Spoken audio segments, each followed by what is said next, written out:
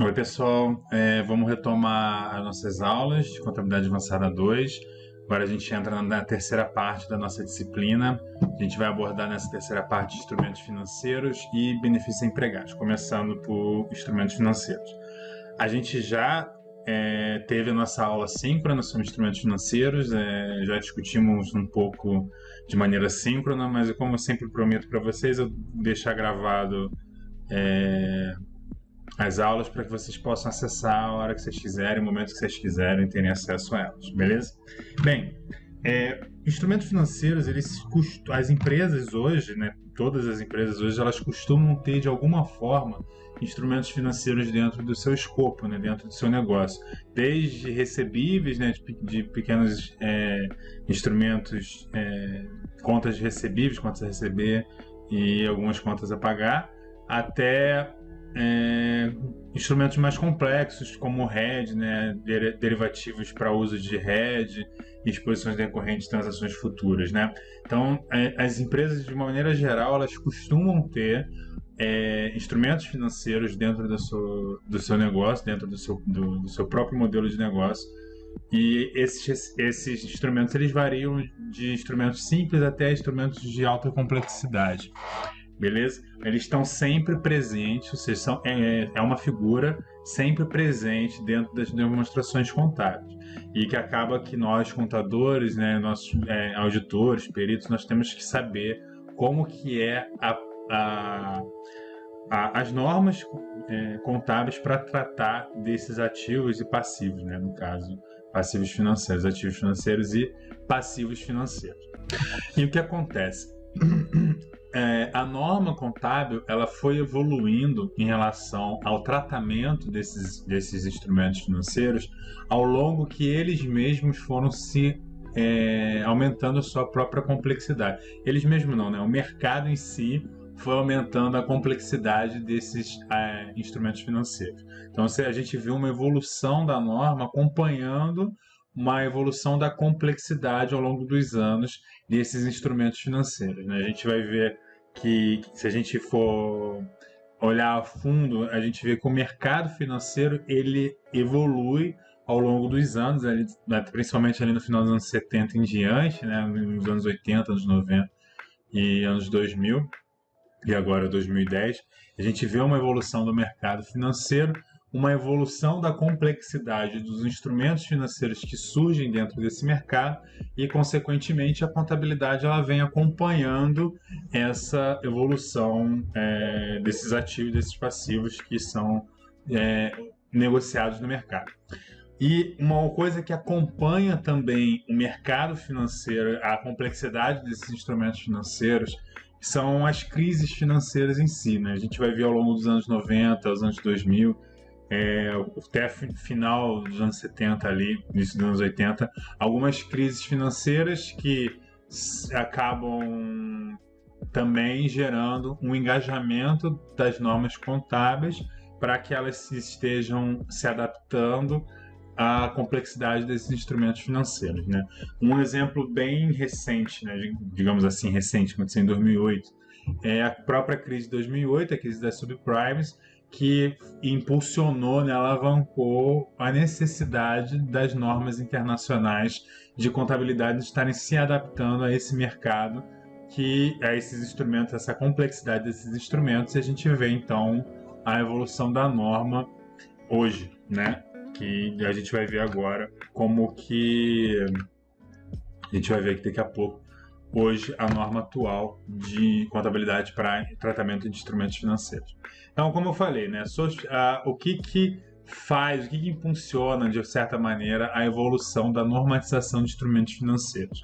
É a própria sofisticação das atividades econômicas que faz surgir instrumentos financeiros cada vez mais complexos e as crises econômicas, crises financeiras que aconteceram ao longo desses últimos anos, no caso, acompanha, né, desde os anos 70 para cá, as crises financeiras elas impulsionam a evolução da normatização desses contábil para esses instrumentos financeiros. Bem, quais são hoje os principais pronunciamentos, as principais normas que estão vigentes hoje para tratamento de instrumentos financeiros. A gente tem o CPC 39, que em consonância com o IAS 32, ele vai trazer a própria definição de instrumentos financeiros e apresentar os requisitos para a classificação de passivos financeiros e instrumentos patrimoniais. O CPC 40, que está em consonância com o IFRS 7, trata da evidenciação de instrumentos financeiros, e hoje o mais atual para a gente é o CPC 48, em consonância com o IFRS 9. Ele vai substituir o CPC 38, que vai tratar do reconhecimento e baixa de instrumentos financeiros, vai tratar das categorias de ativos e passivos financeiros, mensuração inicial e mensuração subsequente, além do impairment de instrumentos financeiros, tratamento de hedge e essas coisas. O que acontece? O CPC 48 ele foi aprovado em 2016, se não me engano. Em consonância ao IFRS 9, ele passa a entrar em vigência, né? As empresas passam a ter que adotar o CPC 48 a partir de 1º de janeiro de 2018, né? Como eu falei aqui, né? O CPC 48 ele vai suspender as normativas previstas do 38 e passa a valer a partir do dia 1º de janeiro de 2018. Qual é a justificativa? A justificativa é que o CPC 38 era demasiadamente complexo, sendo que o CPC 48 em si ele é demasiadamente complexo, ele por si só também já é complexo. Ele vem na tentativa de simplificar o CPC 38, que na minha opinião, de certa maneira, pelo menos na parte de classificação de ativos financeiros, ele acaba ajudando nessa simplificação. O que acontece é que o CPC 48 ele vai trazer 3 principais mudanças para a gente em relação ao CPC 38. O primeiro deles é em questão da classificação e mensuração em si não, mas a própria classificação de instrumentos financeiros, né, que a gente vai ver daqui a pouco como é que ela passa a ser feita agora a partir do CPC 48, a questão do impairment de instrumentos financeiros, que a gente também vai ver aqui na disciplina, e a questão de hedge accounting, né, o uso de instrumentos financeiros para hedge, para proteção das empresas em relação às suas atividades, seja a proteção de fluxo de caixa, seja a hedge de valor justo. A gente vai ver essas opções de hedge, mas essas são as 3 principais mudanças que o CPC 48 nos traz em relação ao CPC 38. Beleza? A gente vai discutir essas mudanças principalmente na parte de classificação daqui a pouco. Beleza. Mas e o que é o instrumento financeiro em si? Né? A normatização ela classifica o instrumento financeiro como um instrumento financeiro vai decorrer sim, de um contrato entre 2 partes interessadas em realizar determinada transação de transferências de recursos. De maneira que esse instrumento financeiro, esse contrato vai originar um ativo financeiro para uma entidade, para uma parte, e um passivo financeiro ou título patrimonial para outra entidade, para essa outra parte. Beleza? O que é o ativo financeiro, então? A gente tem, então, que o instrumento financeiro ele é qualquer contrato que origina um ativo financeiro para uma parte e um passivo financeiro ou título patrimonial para uma outra parte, né? Mas o que é o ativo financeiro? Vai ser qualquer ativo, isso aqui é a própria definição do CPC, que seja dinheiro ou caixa, instrumento patrimonial de outra entidade, né? O que seria isso? Um investimento que a gente tenha de outra entidade, ou um direito contratual de receber caixa ou ativo financeiro, ou de trocar ativos financeiros e passivos com entidades sob condições que são potencialmente favoráveis à entidade, beleza? Além de que um ativo financeiro também é qualquer ativo que seja um contrato que será ou poderá ser liquidado, né, ou recebido com os próprios títulos patrimoniais da entidade. Exemplos de instrumentos financeiros: o dinheiro em si, aplicações e depósitos bancários, recebíveis, né, que a gente chegou falando bastante de recebíveis da nossa aula síncrona, né, empréstimos, outras operações de crédito, investimentos em títulos e N outros ativos que podem ser exemplos de ativo financeiro. Agora, né, a gente viu que um instrumento financeiro ele vai gerar para uma parte ativo financeiro e para outra parte passivo financeiro ou título patrimonial, né? E o que é então um passivo financeiro? Ele vai ser qualquer passivo que seja uma obrigação contratual de entregar caixa ou outro ativo financeiro para outra entidade, ou trocar ativos financeiros ou passivos financeiros com outra entidade sob condições potencialmente desfavoráveis, né? Também pode ser um contrato que será ou poderá ser liquidado com os próprios títulos patrimoniais da entidade. E aqui tem algumas características desse ponto, né? Que não pode ser um não derivativo para qual a entidade ou pode ser obrigada a entregar um número variável dos seus próprios títulos patrimoniais, ou um derivativo que será ou poderá ser liquidado por outro meio que não a troca de um valor fixo em moeda. A gente vai discutir derivativo ainda, tá? Mas eu vou deixar mais para o final da nossa disciplina. Aqui exemplos: contas a pagar, duplicatas a pagar, fornecedores, depósitos recebidos. Isso tudo aqui pode ser exemplos de passivos financeiros de uma entidade ou de um indivíduo, né? Beleza. E por fim, instrumento patrimonial. A gente viu que instrumento financeiro ele vai gerar um contrato, é um contrato que gere, na real, né? Um contrato que vai gerar um ativo financeiro para uma parte e passivo financeiro, ou um instrumento, um título patrimonial para uma outra entidade. Que vai ser o que então, um instrumento patrimonial? Qualquer contrato que evidencie um interesse residual nos ativos de uma entidade após a dedução de todos os seus passivos, né? E o exemplo mais comum de títulos patrimoniais são as próprias ações, né? Beleza. Então aqui a gente definiu o que é ativo financeiro, o que é instrumento financeiro e, por sua vez, o que são ativos financeiros, passivos financeiros e instrumentos patrimoniais, tá? E aí eu já cheguei a comentar com vocês, né? As principais alterações do CPC 48 em relação a 38 estão na classificação de ativos financeiros, no teste de impairment para ativos financeiros e no hedge account, né? Hedge account para vocês que a gente vai definir, mas para quem não sabe, um hedge account, uma operação que a empresa faz para proteger as suas atividades de certos riscos, beleza? Vamos começar então em relação à classificação e mensuração de ativos financeiros.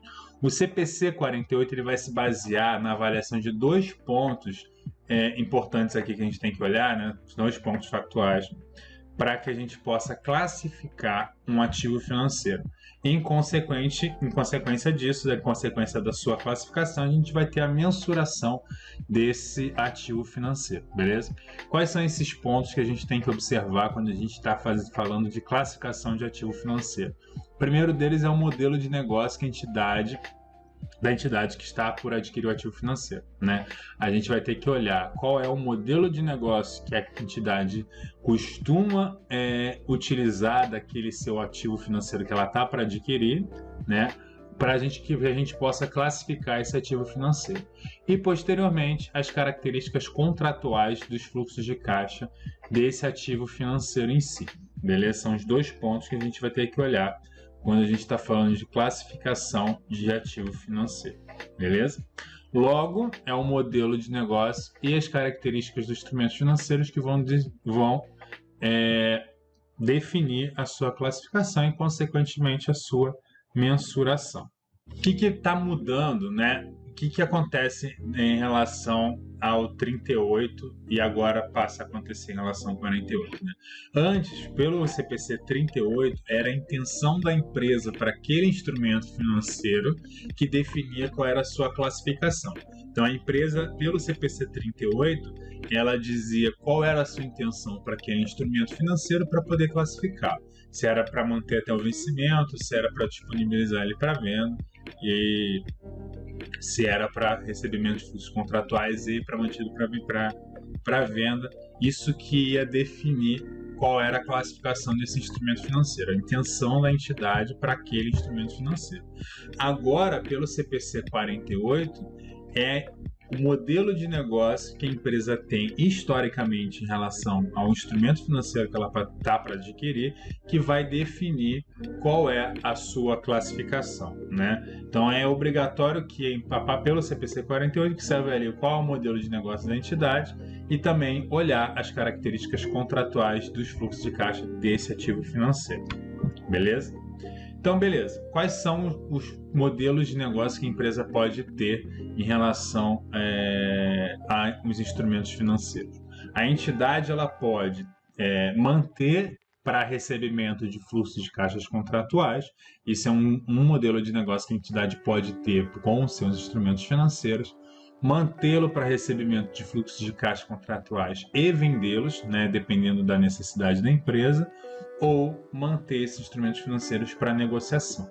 Uma coisa que é interessante a gente observar aqui, que a entidade ela pode ter diversas carteiras de instrumentos financeiros no seu portfólio, no seu negócio, e cada carteira tem ser destinada, né, ter um modelo de negócio que ela utiliza, cada carteira para um modelo de negócio diferente. Então ela pode ter esses 3 modelos de negócio, ter 3 carteiras diferentes dentro da sua empresa, dentro do seu negócio, e ter esses 3 modelos de negócio ao mesmo tempo.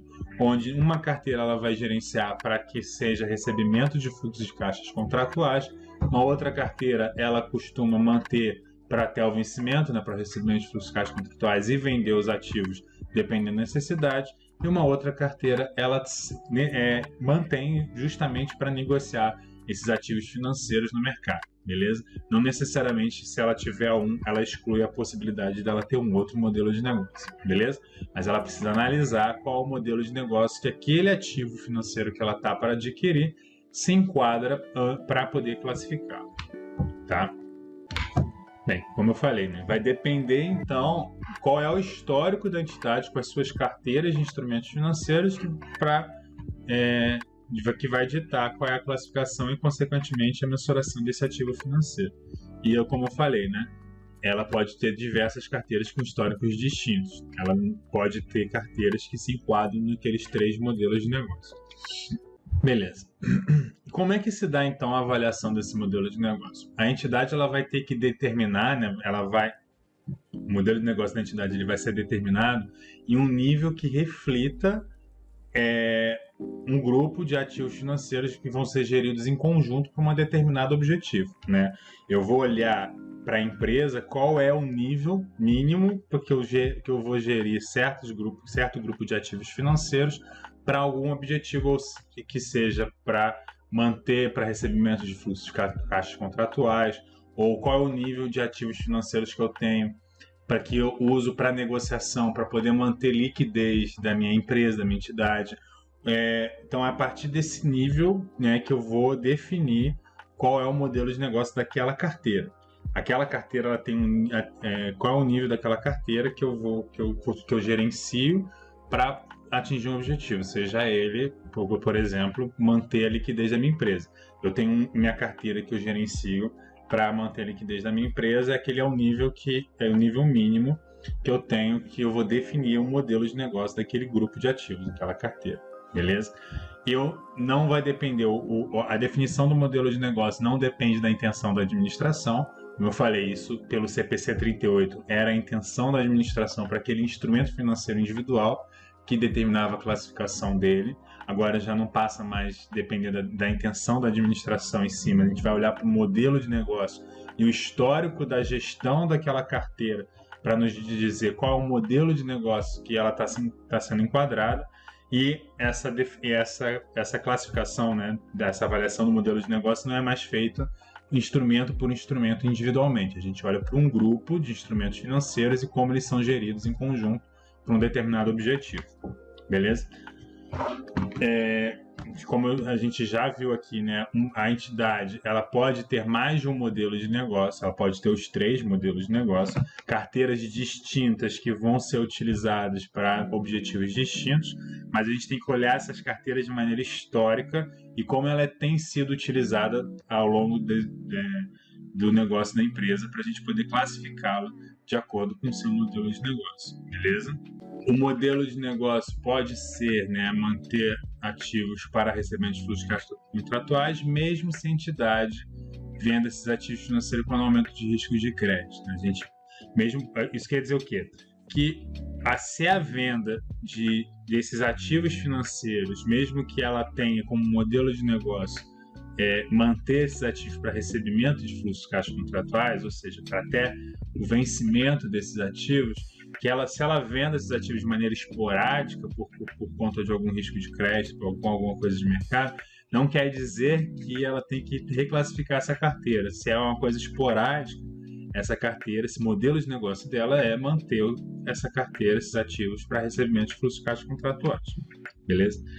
Essa avaliação de modelo de negócio é o que a gente chama de teste de modelo de negócio, né? A gente está testando qual é o modelo de negócio e ela costuma ser dividida em 4 etapas. O que a gente pode dividir esse teste de modelo de negócio através de uma matriz de 4 colunas. Aqui eu trouxe a matriz que eu comentei aqui na frente, né? Dividida em 4 colunas. Ela é uma matriz, essa matriz eu retirei do manual da FPCAF, né? Está de acordo com o manual da FPCAF, manual de contabilidade. E a primeira passo desses testes de modelo de negócio seria o quê? A subdivisão.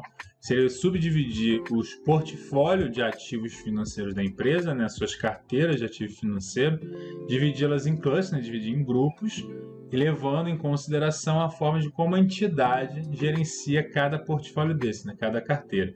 Ela vai separar esses ativos financeiros no menor nível possível que ela possa identificar como que ela gerencia cada carteira de maneira histórica, né? E aí, como eu falei, ela pode gerenciar distintas carteiras para objetivos diferentes. Depois é o que? Identificar os objetivos para que norteiam cada gerenciamento desses portfólios, né, dessa carteira. Vou dividir meus ativos financeiros em grupos, né, em clusters, onde eu consigo identificar como eu gerencio cada uma delas, depois identificar qual o objetivo que vai reger esse gerenciamento de cada carteira dessas.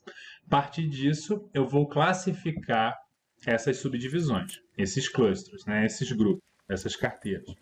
Eu vou poder classificá-la em 3 modelos de negócio. Um primeiro deles é o quê? Manter para recebimento de fluxos de caixas contratuais. O que isso quer dizer? Que eu mantenho aqueles ativos até o vencimento dele, até o meu cliente ou a outra parte do contrato, né? Como a gente viu, o instrumento financeiro é um contrato que vai gerar um ativo financeiro para uma parte e um passivo financeiro ou um título patrimonial para uma outra parte. Manter esse ativo financeiro para recebimento de fluxos de caixa contratuais quer dizer que eu mantenho ele até o vencimento. No vencimento, a outra parte me paga, né? Então, eu estou ali sempre mantendo ele para recebimento dos fluxos de caixa que aquele contrato vai me gerar. Estou mantendo ele até o vencimento, beleza? Isso é um modelo de negócio. O segundo, a classificação de modelo de negócio seria o quê? Manter essa carteira, esses ativos financeiros, tanto para recebimento de fluxos de caixa contratuais, quanto para venda. Ou seja, eu gerencio essa carteira vendendo e mantendo até o vencimento desses ativos, dependendo da necessidade de gerenciamento daquele meu objetivo, daquela minha carteira. E, por fim, no último modelo de negócio que eu posso classificar esses portfólios que eu separei na primeira fase de subdivisão, mantidos para negociação. Eu mantenho aqueles ativos financeiros exclusivamente para vendê-los, né? Para vendê-los no mercado, para vender para terceiros. Beleza?